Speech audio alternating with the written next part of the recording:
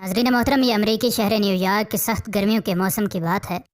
جتنے بھی لوگوں نے شہد کی مکھیاں پالی تھیں، ان کی شہد کی مکھیاں آہستہ آہستہ سرخ ہونا شروع ہو گئیں، ایک کے بعد دوسری اور دوسری کے بعد تیسری، اور یوں تقریباً تمام مکھیوں کا پیٹ سرخ ہو گیا، جس کے نتیجے میں ان کے شہد کے چھتے میں موجود شہد بھی بالکل خونی رنگ کی طرح کا نظر آنے لگا۔ حقیقت یہی تھی کہ اس خونی شہد کو جس نے بھی دیکھا، اسے یہ دیکھ کر بے حد خوف آیا، اور پھر جن بھی لوگوں نے اپنی شہد کی مکھیوں کی طرف سے دیا جانے والا یہ خونی شہد دیکھا، ان کو اس حقیقت کا بھی پتہ چلا کہ اس کے پیچھے وجہ کیا ہے، جسے جان کر سب لوگ شاک بھی ہوئے اور بے حد حیران بھی۔ اور آج کی ویڈیو میں ہم اسی بارے میں ناظرین کو آگاہ کریں گے۔ ناظرین محترم، گرمیوں کے موسم میں جب ان شہد کی مکھیوں نے شہد دینا تھا تو اس موسم میں ان مکھیوں کا پیٹ سرخ ہونے لگا، اور پھر شہد کے چھتوں میں موجود شہد بھی خونی سرخ ہو گیا۔ اسی سال نیو یارک میں تاریخ کی سب سے گرمی بھی پڑی، اور کچھ لوگ اندازہ لگا رہے تھے کہ ہو سکتا ہے کہ اس خونی رنگ کے شہد کے پیچھے اصل وجہ ماحولیاتی تبدیلی ہی ہو۔ اسی سال یہ خبریں بھی آ رہی تھیں کہ بہت سی شہد کی مکھیاں مر بھی چکی ہیں، لیکن کسی کے پاس اس بات کا کوئی خاطر خواہ جواب موجود نہیں تھا کہ ان مکھیوں کا شہد کیوں بالکل سرخ ہو گیا ہے۔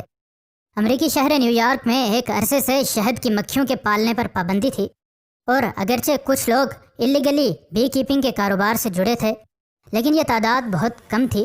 لیکن جب 2010 میں یہ پابندی ہٹائی گئی تو سینکڑوں کی تعداد میں لوگوں نے شہد کی مکھیوں کے فارمز بنا لیے۔ لیکن کسے معلوم تھا کہ قدرت انسان کی اللیگل ایکٹیویٹیز کا پول کھولنے والی ہے۔ شروع میں ایک شخص ٹم اونیل نے اس بات کا اندازہ لگایا کہ new York Metropolitan Transportation authority اپنی بسوں میں جو سرخ رنگ کا ایتھائلین گلائکول استعمال کرتی ہے، یہ مکھیاں کسی طرح اس کی طرف راغب ہوئی ہیں اور بجائے پھولوں کے اس پر جا بیٹھتی ہیں، اور اسی وجہ سے ان نے جو شہد دیا ہے اس کا رنگ سرخ ہے۔ اگرچہ ایتھائلین گلائکول پوائزنس ہوتا ہے، لیکن پھر بھی کوئی بھی یہ نہیں کہہ سکتا تھا کہ مکھیوں پر اس زہر کا اثر ہوتا ہے۔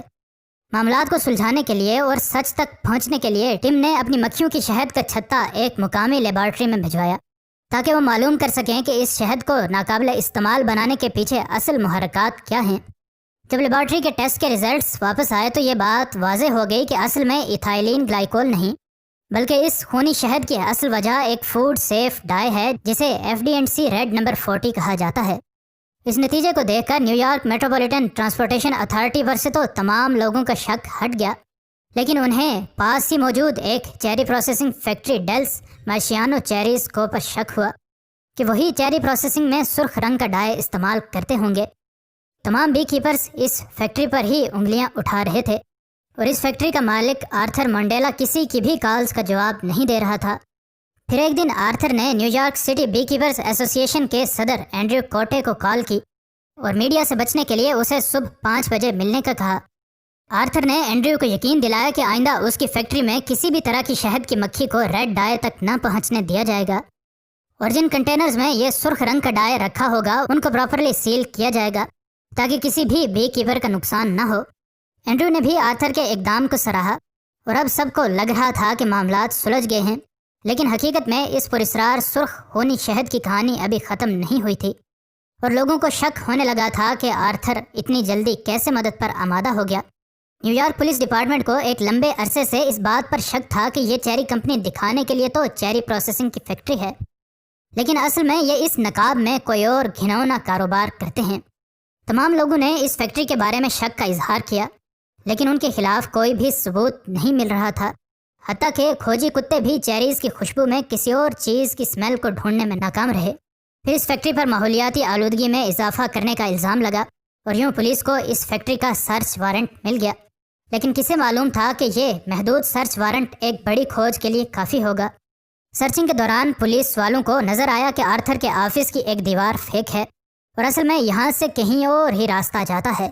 اب تمام اصلیت کھلنے والی تھی۔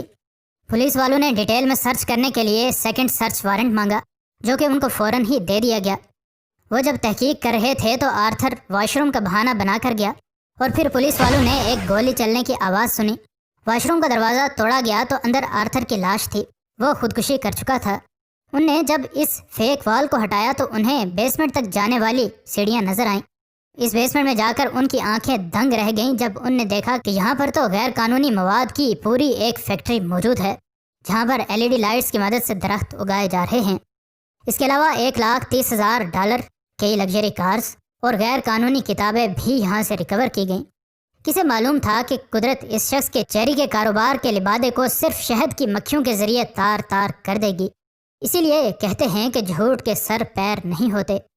مزید نئی ویڈیوز کے لیے ہمارے چینل کو سبسکرائب کر لیں۔ ملتے ہیں اگلی ویڈیو میں۔ فی امان اللہ۔